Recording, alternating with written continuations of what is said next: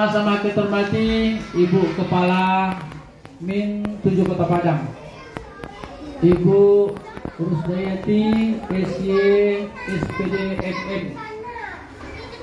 Yang sama kita hormati Ibu-ibu Koordinator Min 7 Kota Padang, Bapak Ibu Majelis Guru, pegawai, dan yang kami banggakan, Bapak-bapak, ibu-ibu, orang tua, wali murid kami yang sudah hadir tepat waktu lebih awal dari yang lain.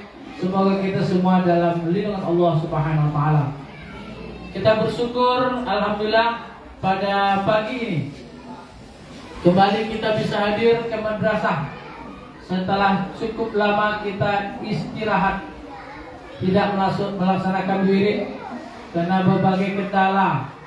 Tapi alhamdulillah kita bertekad mulai bulan ini dan bulan-bulan berikutnya, insya Allah pertemuan bulanan ini akan terus bisa kita lakukan dalam ridha Allah Subhanahu wa taala. Salawat dan salam kita untukkan pula buat Nabi kita Nabi Muhammad sallallahu alaihi wasallam dengan anggota kata Allahumma shalli ala Muhammad wa ala ali Muhammad. Pada pertemuan kita kali ini akan kita coba kembali mengulang-ulang apa yang sudah kita bicarakan, terutama tentang bagaimana komitmen kita untuk mempersiapkan generasi Islam hebat di masa yang akan datang. Pertama, ucapan terima kasih kepada Bapak-bapak Ibu yang sudah mempercayakan Min 7. Sebagian sudah tidak diminati. Kami dapat laporan beberapa bulan yang lalu dari Pemko Kota Padang, ada sekitar 60 sekolah negeri di Kota Padang yang sudah ditutup. Dan tahun sekarang ada sekolah di tempat saya tinggal cuma dapat murid 14 orang, murid kelas 1-nya. Di belakang kabarnya juga sedikit. Kita alhamdulillah berdasarkan data kita dapat murid 42 orang. Luar biasa. 41 orang. Ini menandakan bahwasanya Bapak Ibu, orang tua murid masih percaya anak dididik di sini, dan atas kepercayaan itu kami ucapkan terima kasih. Mudah-mudahan kerjasama kita untuk mendidik anak-anak kita memang bisa kita lakukan dengan baik untuk kesuksesan anak-anak kita. Kalau mau tanya, mungkin macam-macam niat dan motivasi awak untuk menyekolahkan anak di Siko. Kira-kira apa ya? Manga kok Min 7 Kota Padang ibu pilih? Dasarnya karena di Min Iko banyak belajar agama. Anak kami Nio belajar agama. Itu yang mewakili. Yang lain kalau ibu, manga ibu baru-baru, manga anak di Min Siko dipilih, manga dia SD. Belajar agama, 2 respondennya. Kalau ibu apa? Oh, dake dari rumah, pilihan yuk. Manga jauh-jauh yang dake aduh. Ya betul itu, bagus. Kalau ibu apa? Ibu ada tidak salah lampe anak Siko. Sama juga. Banyak ternyata lah 3 ampe 3 yang menyabik dia karena dasarnya agama. Alhamdulillah. Cuman Bapak Ibu, ketika anak awak masuk kami, cita-cita awak terhadap anak-anak awak apa? Ibu nilainya anak ibu menjadi apa? Anaknya menjadi generasi Qurani. Alhamdulillah. Kalau Ibu Nisa apa? Dia anak cita-cita anak ibu menjadi apa? Oh, secara umum berguna bagi nusa dan bangsa. Sialai, ibu niatnya anak ibu nih jadi apa? Bisa menjadi penghafal Quran. Ya Allah, kok barek kok mah. Quran banyak. Aduh, kami tanya ke anak-anak, nak, kalian ingin jadi apa? Ada mereka ingin jadi dokter. Banyak tuh. Anak mau jadi apa? Ambo ingin jadi guru, ingin jadi tentara, ingin jadi polisi. Banyak cita-cita nawa tuh. Yang ingin jadi penghafal Quran dan terang ada. Rupanya antara cita-cita anak jeruk itu beda rupanya. Orang tua menyekolahkan anak agar tahu juga agama, menghafal Al-Quran, anak jadi polisi. Lain kuliah juga kan ada polisi yang penghafal Quran. Ada banyak. Ambo dulu waktu ketek ketika ditanya cita-cita. Cita-cita ambo waktu itu ingin jadi guru. Awalnya kalau di SD enggak ada terbayang tuh. Kalau SD itu mata buat cita-cita kan, tapi lah masuk sanawiyah lah pengen jadi guru. Alhamdulillah tercapai. Nah, awak masing-masing pun ada cita-cita.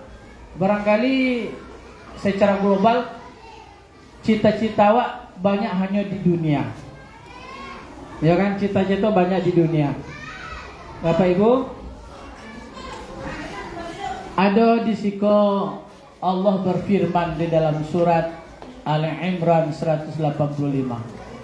A'udzu billahi minasyaitonir rajim. Bismillahirrahmanirrahim. Kullu nafsin dha'iqatul maut wa innama tuwaffawna ujurakum yawmal qiyamah.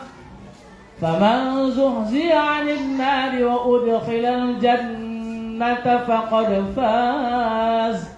Wa mal hayatud dunya illa mata'ul ghurur.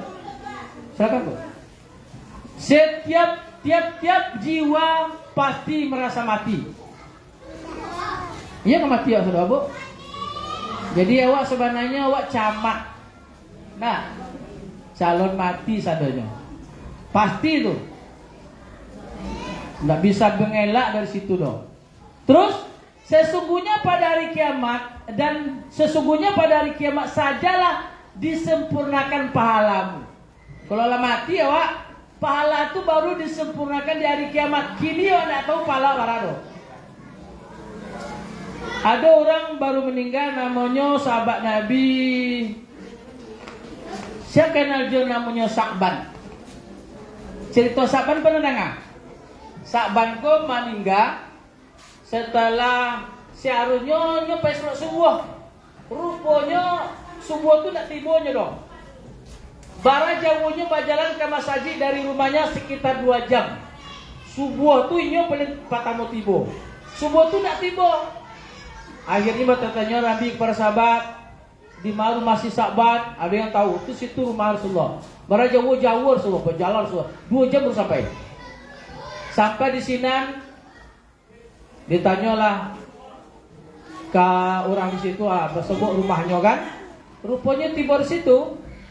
Istrinya bertanya ke Rasulullah, ya Rasulullah, amba tacangan dek suami amba kan meninggalnya sabi, mangan ndak lebih jauh dariku, mangan ndak dan baru, mangan ndak lebih banyak.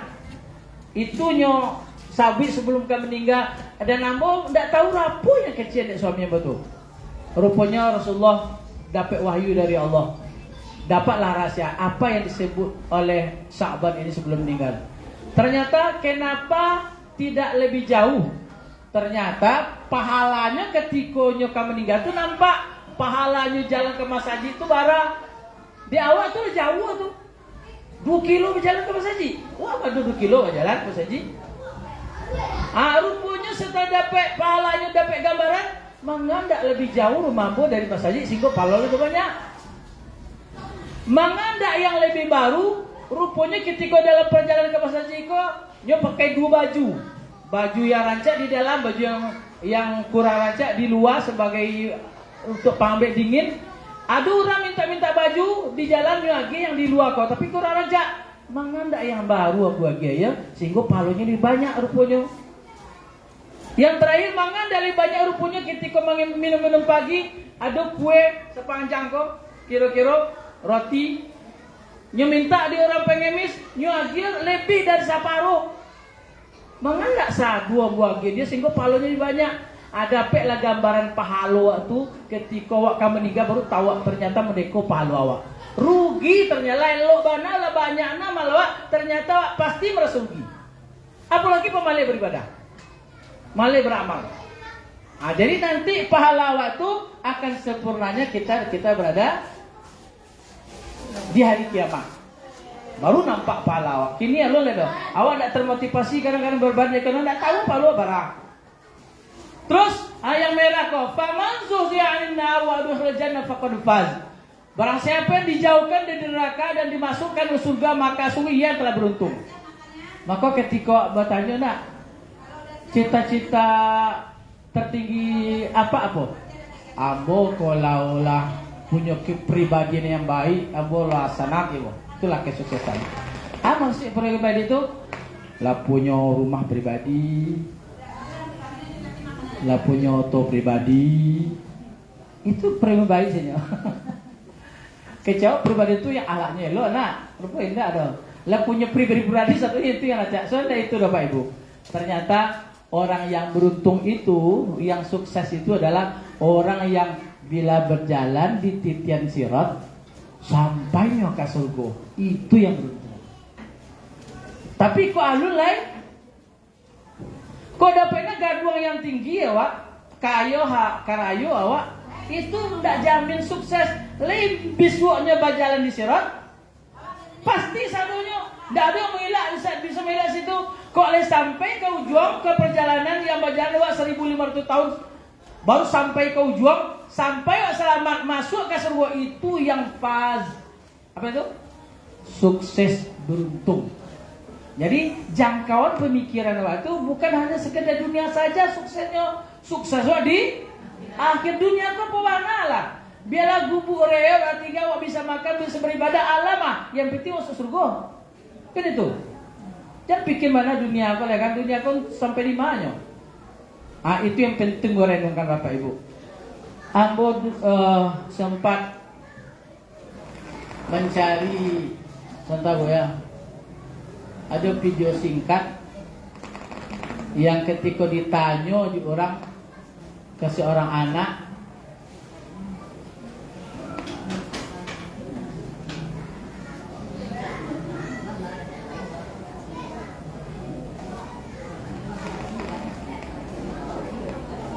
kamu kalau udah gede mau jadi apa? Profesional.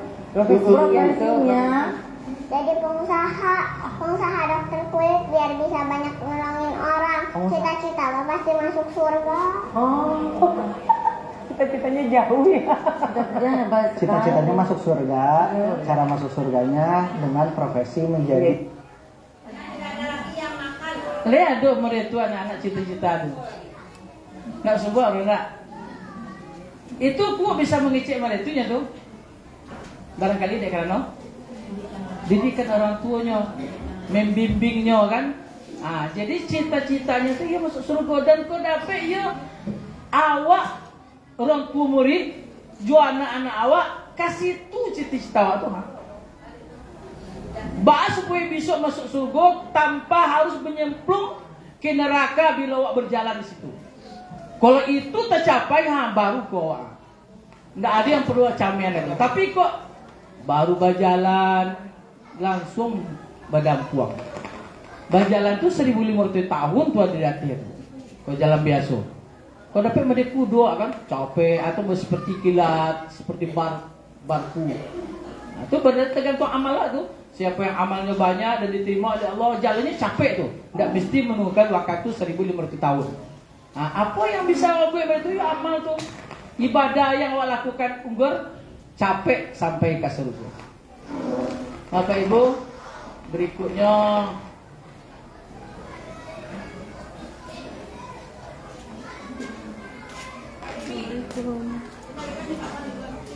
Jadi lah sama-sama wak inginkan kau dapat wak rubah model cita-cita wak nak.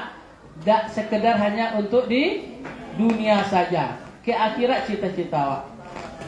Boleh Bapak Ibu, ikut hadis kau diapal di anak wak kemah. Ani bin Umar radhiyallahu anna Rasulullah sallallahu alaihi wasallam qala man kana yu'minu billahi wal yawmil akhir falyakul khairan aw liyasmut. Wa bacaan yang merah dulu nak. Cik Nabi, barang siapa yang beriman kepada Allah dan hari akhir, maka hendaklah ia berkata baik atau diam. Jadi rukun iman itu barang 6. Tapi siko yang sabi 2 saja, yaitu Allah, beriman dengan Allah dan beriman dengan hari akhir. 2 itu saja menjadi standar ukurannya. Kok ngaku beriman dengan Allah, kok ngaku beriman dengan hari akhir, maka orangnya akan berkata yang baik saja. Kira-kira awak kadiri awak lemah itu awak mengecek dan elok sana keluar dari musuh awak. Tidak dah. Padanya meleset. Kau meleset berarti awak tidak betul-betul beriman dengan Allah dan hari akhir. Tak takana ada efek dari kata-kata buah itu nanti ke akhirat. Tak takana ada efek dari kecil itu didanga di Allah, dicatat di Allah, akan dibalasi oleh Allah. Aku ngaku beriman dengan Allah dan hari akhir, ia jago bicara yang baik sabit saja. Terutama ke anak. Bu, kami bertanya siko kan, bagawu jo anak siko. Kadang tolong pek itu cari dia anak. Kami tak pernah aja cari dulu. Tak pernah aja cari. Tapi terang aja nak tu. Dari mana pen? Coba ibu, dari mana pen? Lain tak ibu nak? Enggak, coba. Suak sepakati ia lain tak awak guru indak, orang tua indak. Kan sama-sama ndak wajah cari dah kan? Berarti mudah-mudahan dek lingkungan mah. Dan kami awak, kami ndak majan cari ibu yang majan di rumah. Lah saking beranya keluar ben. Itu contohnya, artinya awak nak menjaga kata kalimat karena sehingga anak merekam yang buruk itu. Bahkan kadang-kadang rekamannya ketika anak dalam kandungan bagai ibu. Anak-anak yang acok mana kata-kata yang buruk, makanya anak itu capek yang buruk itu mengecek. Termasuk baca Quran. Ibu-ibu hamil baca Quran, cobalah anak capek pandai Quran.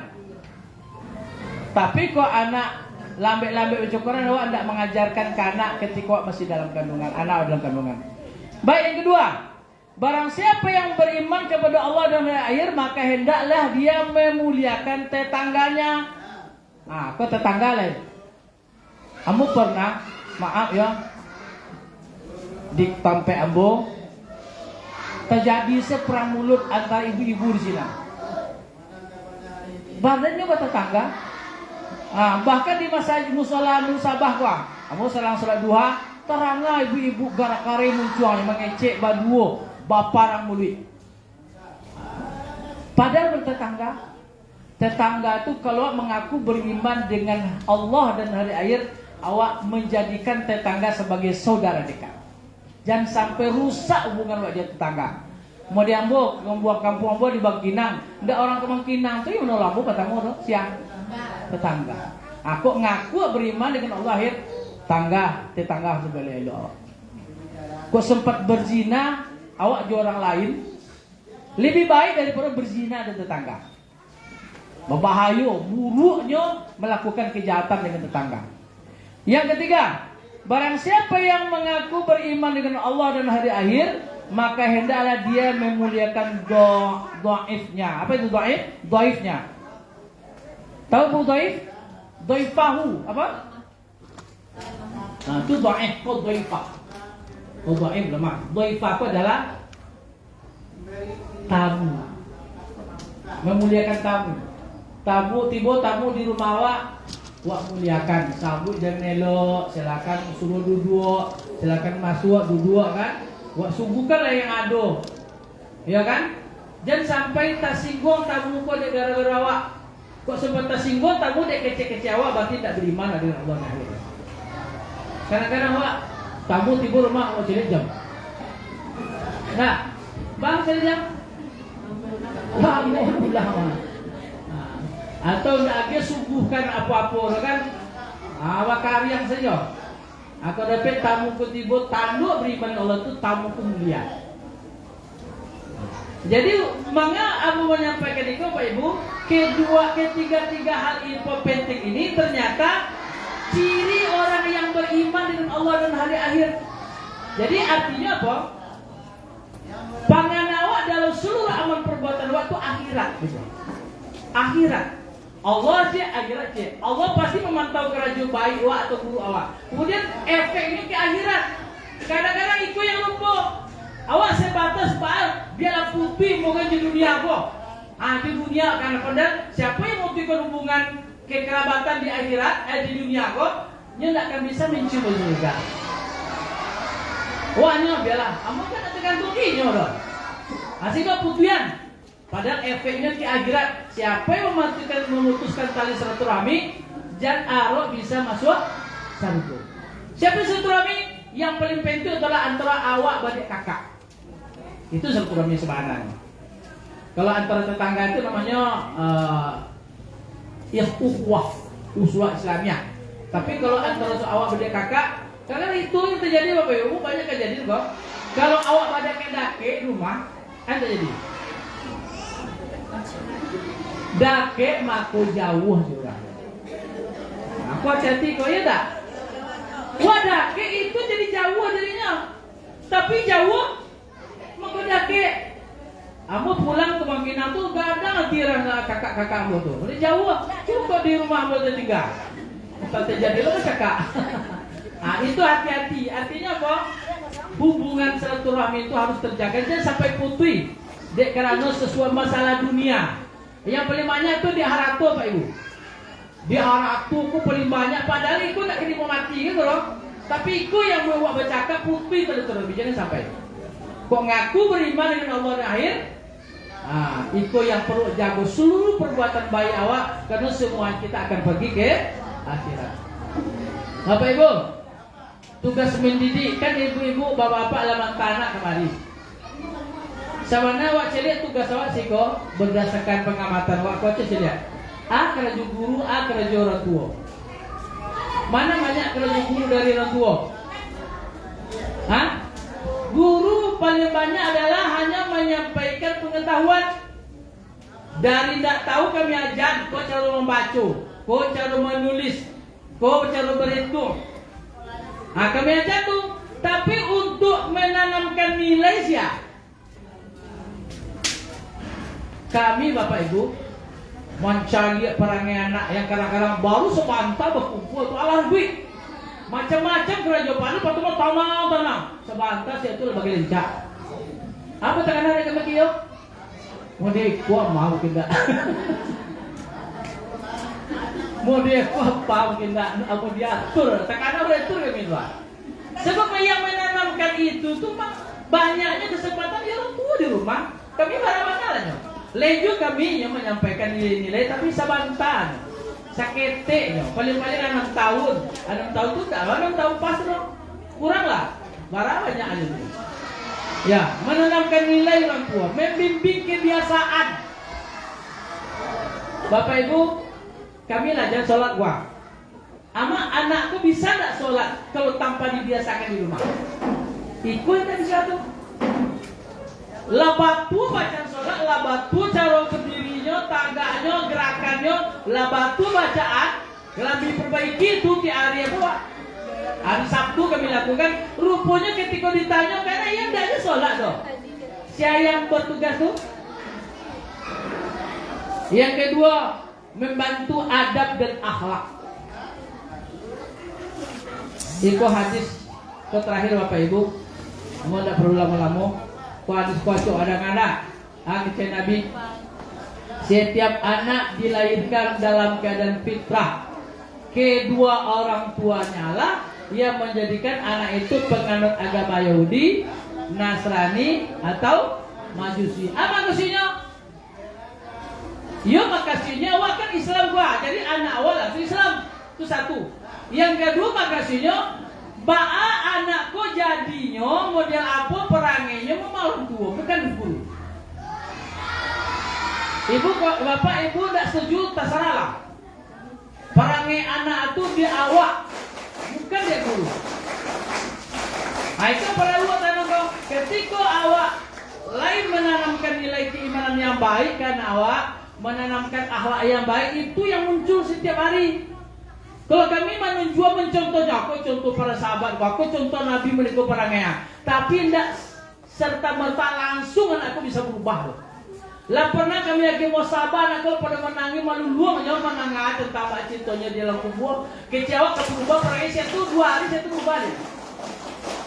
Amin, nanamkan nilai itu itulah Jawa di rumah. Sayangnya Bapak Ibu, ketika awak menanamkan nilai-nilai itu tidak ada di awak sebagai orang tua. Nanti berbahaya. Awak tidak siap menjadi seorang ibu doh.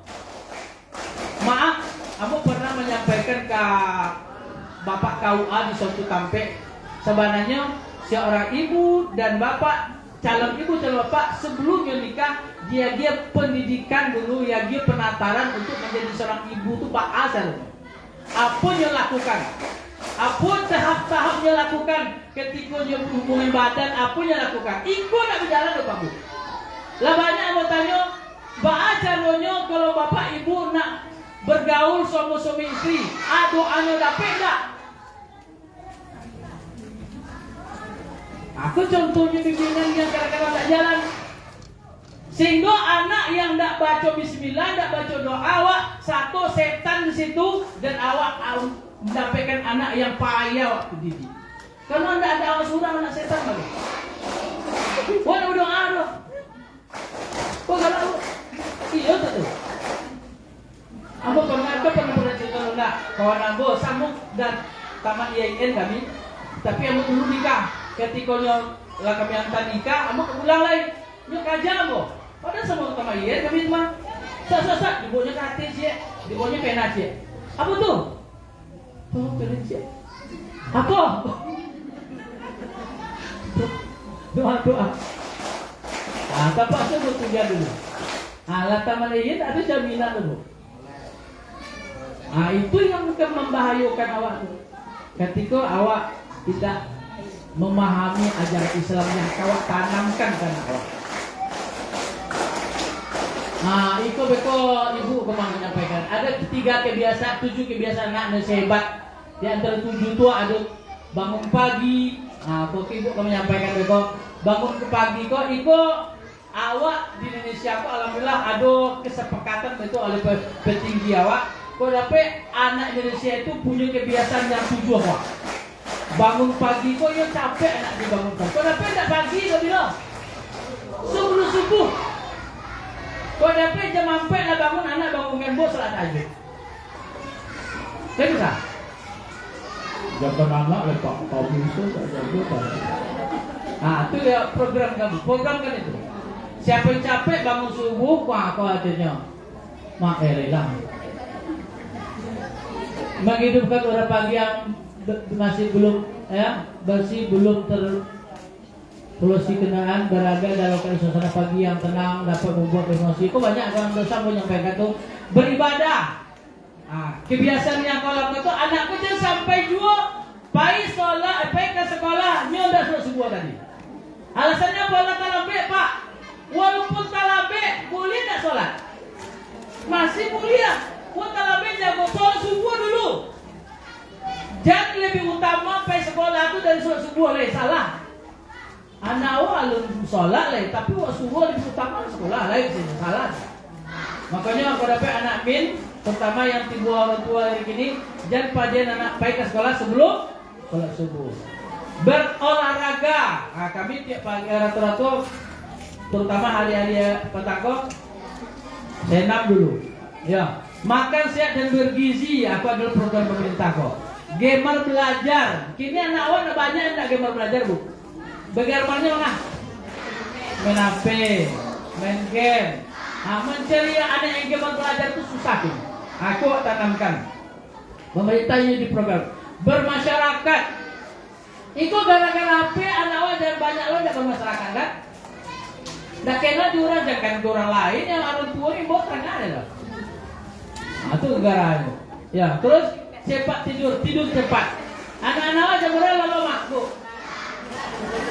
Hah? 8. Alhamdulillah. Ada anak sampai lalu jangan balik. Sambil merusak badannya, masa depannya susah gitu. Bahkan orang tua bagai dia main HP, orang tua lambat lalu. Ada tak? Ada. Siapa yang pasti HP mereka buat? Aku yakin. Lah saking asiknya, dia tidak sebalik lalu. Kau berbahaya sekali. Jangan anak ya, awak akan berbahaya. Nanti organ tubuh yang di dada kau di dalam tu rusak. Dia kerana awak acak bertanggang. Berbahaya sekali. Makanya kalau dapat Rasulullah menganjurkan mau capek tidur. Rasulullah kebiasaan setelah Isya itu Rasulullah ada program kegiatan langsung lalu. Beko capek lalu capek jatuh gitu. Tapi kalau lalu terakhir semua akan disajikan ke ibu sebuah film pendek yang acara dengan mendidik anak yang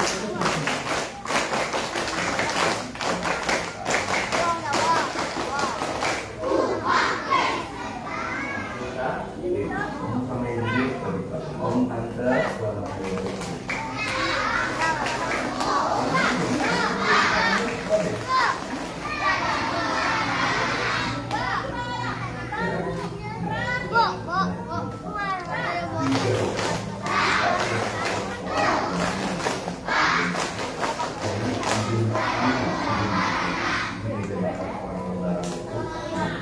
jangan lakukan itu belum dimakan kalau sampai kita keluar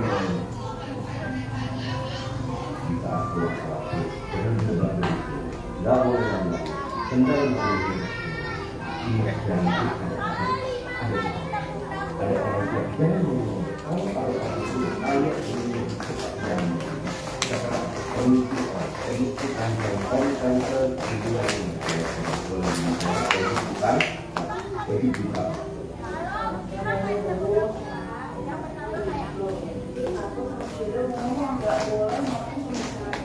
kalau bicara ya